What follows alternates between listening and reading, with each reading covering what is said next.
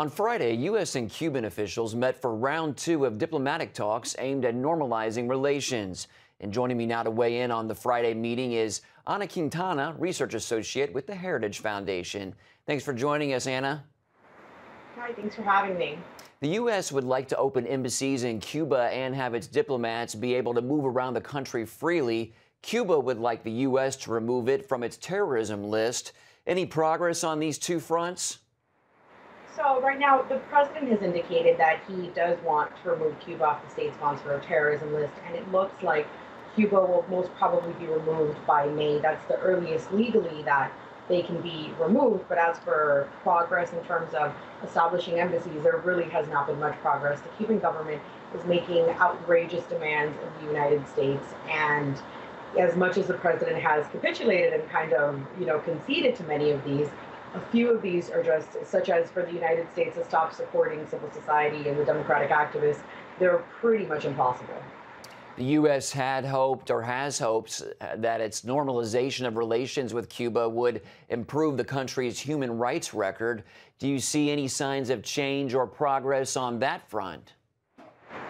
So this policy, as it's the intended outcome, is to improve the human rights situation on the island, but what it's really doing is throwing a lifeline to a dying regime, right? So every single avenue of opening, of attempting to expand commercial transaction, of expanding the ability for Americans to travel onto the island is just a brand new revenue generating source for the regime and not for the Cuban people.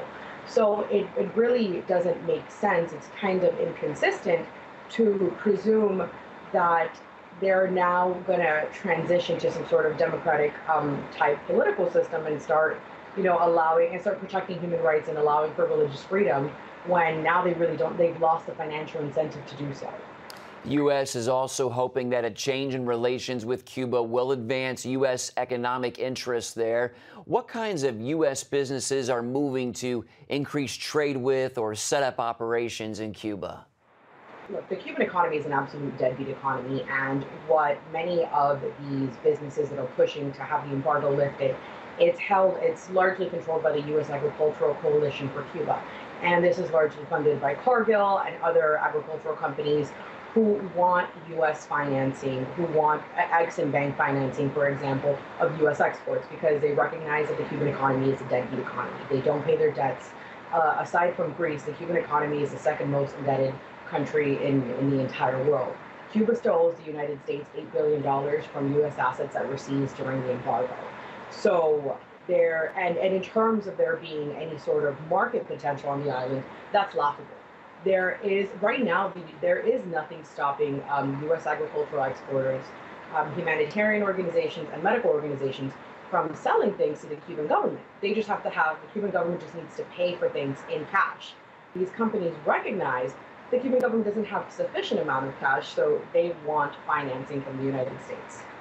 For many Christians, of course, there's hope that the change in relations will lead to greater religious freedom for many Cubans.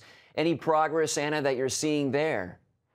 So if you see what's been happening every single Sunday with the ladies in white, the women who, as they're on the way to church, they are beaten and arrested by the Castro regime, that's something that still continues.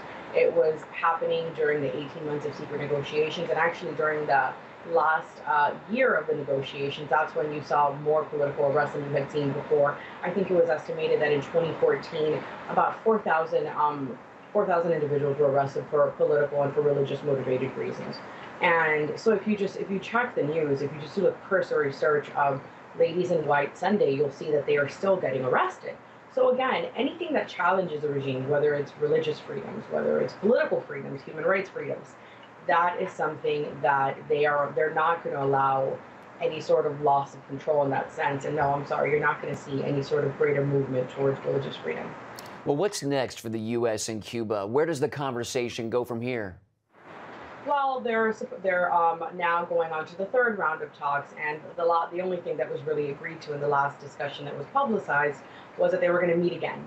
And but the White House and the Cuban government are anticipating that the conversation about the embassy and I guess plans for the embassy are going to be confirmed by April 10th, because that's when the president is supposed to go to the Summit of the Americas. It's a meeting of hemispheric leaders, so he can at least have something to show for himself. But who knows? But I think that there is going to be a plan as towards the embassy by April, but it's only going to be as a result of this administration conceding to much more rather than demanding much more of a Cuban government. Okay, Anna Quintana of the Heritage Foundation, thanks for being with us. For having me.